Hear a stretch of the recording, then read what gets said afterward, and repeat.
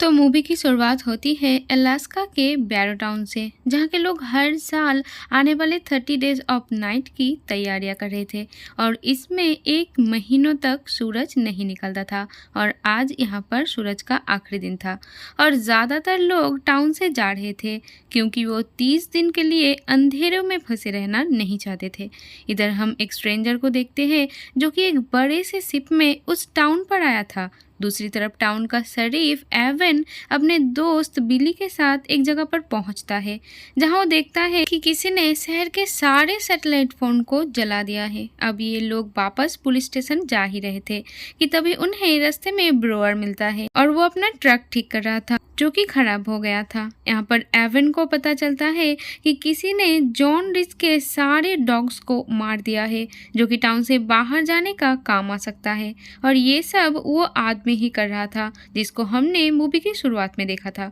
अब हम एवन की वाइफ को देखते हैं जिसका नाम स्टेला होती है और उसने एवन को बहुत पहले ही छोड़ दिया था और वो अलास्का के फायर डिपार्टमेंट में काम करती है और काम के वजह से ही वो यहाँ पर आई थी। अब स्टेला फ्लाइट पकड़ने के लिए जाने लगती है, लेकिन रास्ते में उसकी कार का एक्सीडेंट हो जाती है। तो स्टेला एवन की मदद मांगती है, लेकिन एवन अपनी दोस्त बिली को भेजता है उसकी मदद करने के लिए और एवन जॉन रिस के घर इन्वेस्टिगेशन करने के लिए जाता है। एवन इन्हें कहता है कि बहुत जल्द ही हम इन्हें पकड़ लेंगे और वो यहाँ से चला जाता है। और इधर बिली भी स्टेला के पास पहुँच जाता है और उसे एयरपोर्ट तक लेके जाता है, लेकिन एयरपोर्ट बंद हो चुका था और अब स्टेला को भी 1 महीने के लिए इसी टाउन में रुकना होगा। अब हमें एवन को दिखाया जाता है जो कि स्टेशन जाता है और यहाँ हमें उसकी ग्रैंडमदर और उसके छोटे भाई को भी दिखाया जाता है और उसकी ग्रैंडमदर उसको एक और रिपोर्ट देती है जो कि यूटिलेटर से आई थी।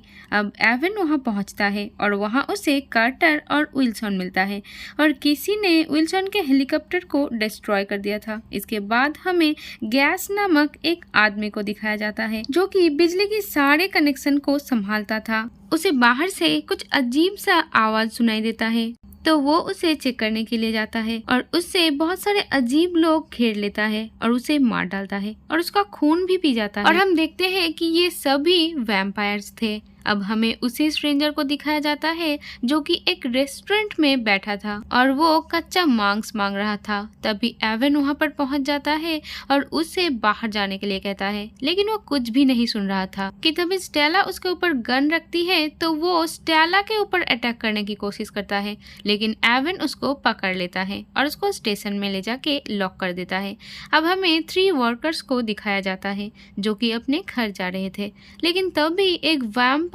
उनमें से एक को खींच कर ले जाता है और ये सब इतना तेज थे कि उन्हें कुछ समझ में ही नहीं आता कि तभी उस वर्कर की बॉडी उनके सामने आ गिरता है और उन वैम्पायर्स को हम देखते हैं। इधर एवन उस स्ट्रेंजर से पूछताछ कर रहा था, लेकिन वो स्ट्रेंजर तो कुछ भी नहीं बताता है कि तभी ये लोग देखते हैं कि वहाँ पर फोन या फिर कंप्यूटर कुछ भी काम नहीं कर रहा था। तो वो स्ट्रेंजर उसे बताता है कि सब छुप जाओ और वो सब आ रहे हैं और पूरे टाउन की लाइट चली जाती है। अब एवन गैस को देखने के लिए जाता है और उसे उसका कटा हुआ सर मिलता है, तो वो जल्दी से टाउन में जाता है और सबको घर में रहने के लिए कहता है। इसके बाद हम देखते हैं कि एक वैम्पायर जॉन के घर पर घुस जाता है और वो जॉन के वाइफ को ले जाने लगता है और जॉन उसे रोकने जाता है, तो वैम्पायर उस पर भी अटैक कर देता है और वो अपनी वाइफ को नहीं बचा पाता है। अब एवन और स्टेला जा रहे थे, तो रास्ते में उन्हें कुछ दिखाई देता है, तो वो नीचे उतरकर चेक करती हैं। तो स्टेला जल्दी से एवन को गाड़ी में बैठने के लिए कहता है और स्टेला बहुत ही तेजी से गाड़ी चलाने लगती है कि तभी हम देखते हैं कि एक वैम्पायर उनके गाड़ी में चढ़ जाता है और स्टेला किसी तरह से उसे गाड़ी से नीचे गिरा देती है और वो दोनों वहां से निकल जाते हैं। तभी इन्हें रेडियो पर एवन की ग्रैंडमदर की चिल्लाने की आवाज आती है और दोनों जल्दी से स्टेशन पर पहुंच जाते हैं। तो ये लोग देखते हैं वहां पर बहुत सारा खून पड़ा हुआ था और यहाँ कोई भी नहीं था, लेकिन वो स्ट्रेंजर वहीं पे बंधा हुआ था और वो कहता है कि वो मुझे लेकर नहीं गए।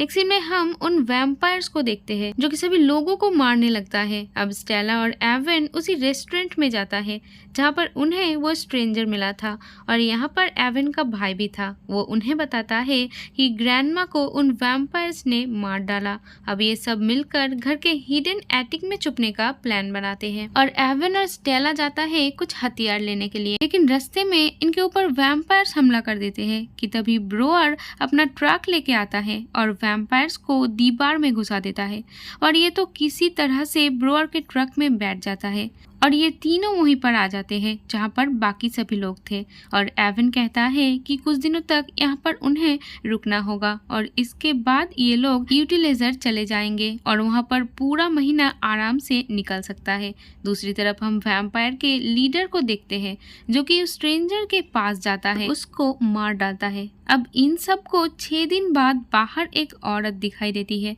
जो कि मदद के लिए चिल्ला रही थी और एवन देखता है कि उसके पीछे वैम्पायर भी है, तो वो समझ जाता है कि ये एक चाल है, लेकिन फिर भी वो बाहर जाता है उस लड़की को बचाने के लिए। लेकिन वो सब वैम्पायर मिलकर उस लड़की को मार डालता है और वहाँ पर एवन को जॉन मिलता है जो कि घर के नीचे छुपा हुआ था। अब एवन उसे बचाने के लिए जैसे ही उसे बाहर निकालता है वो देखता है जॉन भी अब एक वैम्पायर में तब्दील हो गया था क्योंकि वैम्पायर ने उसे इन्फेक्टेड कर दिया था। अब वो एवन को काटने की कोशिश करता है तो एक कुल्हाड़ी से उसका सर धड़ से अलग कर देता है और वो घर के अंदर आ जाता है। अब वो थोड़ी देर के लिए सो जाता है। अब विल्सन की डैड अचानक ही घर से बाहर जाने लगता है, लेकिन स्टेला और विल्सन किसी तरह से उन्हें रोकता है, लेकिन फिर भी वो बाथरूम जाने का बहाना करके खिड़की से भाग जाता है। अब विल्सन भी उन्हें ढूंढने के लिए बाहर जाने लगता है, लेकिन स्टेला उसे रोकने की कोशिश करता है, लेकिन वो फिर भी बाहर चला जाता है। इसी शोर शराबा से एवन की आंख खुल जाती है और वो स्टेला के पास आता है और यही शोर सुनकर एक वैम्पायर भी घर के अंदर घुस जाता है।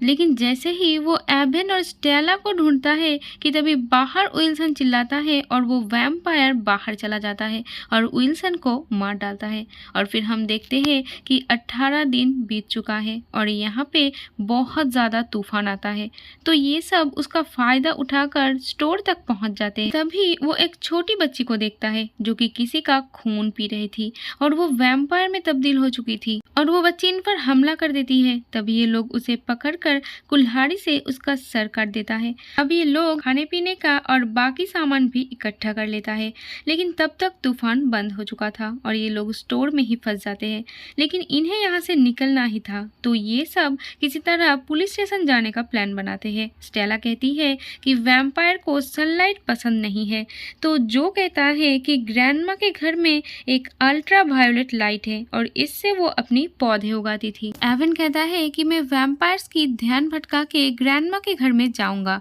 और वैम्पायर्स के ऊपर उस लाइट का इस्तेमाल करूंगा और बाकी सभी लोग इसका फायदा उठाकर पुलिस स्टेशन तक पहुंच जाएंगे। तो अब एवन चिल्लाते हुए वहां से भागने लगता है, तो वैम्पायर भी उसके पीछे जाने लगता है और इधर बाकी सब स्टेशन की तरफ बढ़ रहे थे कि तभी एक वैम्पायर इनमें से एक आदमी पर अटैक करके उसे मार देता है और सभी लोग भागते हुए स्टेशन तक पहुंच जाते हैं। और इधर किसी तरह एवन उसकी ग्रैंडमा के घर पहुंच जाता है और जनरेटर स्टार्ट करके लाइट लेकर तैयार हो जाता है। अब वैम्पायर भी वहां पर पहुंच जाता है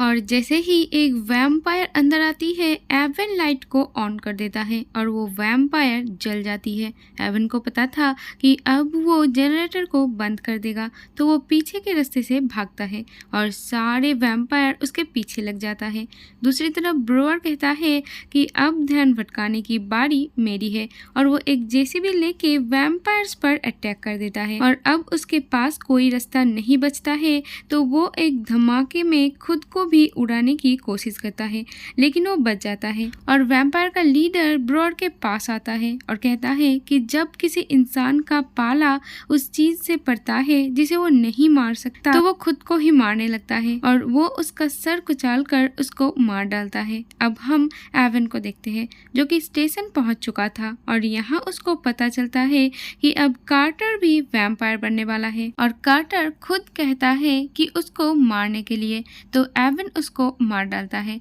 अब हम देखते हैं 27वें दिन बीत चुका है और एवन देखता है कि कोई उन्हें लाइट से सिग्नल देने की कोशिश कर रहा है। तो एवन और स्टेला वहाँ पे जाके देखता है कि वो बिली है और उसने अपनी वाइफ और बच्चे को मार दिया था और खुद को भी मारने ही वाला था, लेकिन गन जैम हो गया था तो वो बच गया। इसके बाद वो बिली को स्टेशन पर ले आते हैं, लेकिन वो देखता है स्टेशन पर कोई भी नहीं था और वो लोग सोचता है कि शायद ये लोग यूटिलिटर पर चले गए हैं और ये लोग भी जाने लगते हैं कि तभी उन्हें वहाँ पर एक छोटी लड़की दिखाई देती है और उसके पीछे एक वैम्पायर भी था, लेकिन स्टेला उस लड़की को ले आती है और एवन उस वैम्पायर का ध्यान भटकाता है और एवन किसी तरह यूटिलिटर तक पहुंच जाता है और वहाँ पर बाकी सभी लोग थे, लेकिन स्टेला वहाँ पर नहीं था और बिली का पीछा करते हुए एक वैम्पायर भी वहाँ पर आ जाता है और बिली पर अटैक कर देता है और वो वैम्पायर एवन को मारने ही वाला था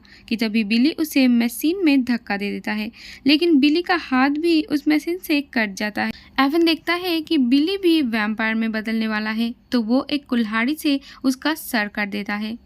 एवन हॉकी टॉकी से स्टेला से बात करने की कोशिश करता है, लेकिन उसे कोई जवाब नहीं मिलता और अब आज आखिरी रात था और 30वें दिन था। इसके बाद वैम्पायर का लीडर पूरे टाउन में आग लगाने का ऑर्डर देता है और इधर एवन का भी स्टेला से बात हो जाता है। वो एक कार के नीचे छुपी हुई थी। एवन उस कार को देख लेता है, लेकिन वहाँ पे सारे वैम्पायर्स आ जाता है और तेल की पाइप को तोड़ देता है और आग लगा देता है। एवन को पता था कि स्टेला के पास बचने का कोई भी चांस नहीं था, तो एवन बिली के बॉडी से खून लेके अपने अंदर इंजेक्ट कर लेता है और देखते ही देखते वो भी एक वैम्पायर में बदल जाता है और वो बाहर जाकर वैम्पायर के लीडर से लड़ने लगता है और स्टेला वहां से निकल जाती है और वैम्पायर के लीडर एवन को बहुत ही बुरी तरह से मार रहा था, लेकिन जैसे वो लीडर उसके ऊपर झपटता है तो एवन उसका हाथ उसके मुंह के आर पार घुसा देता है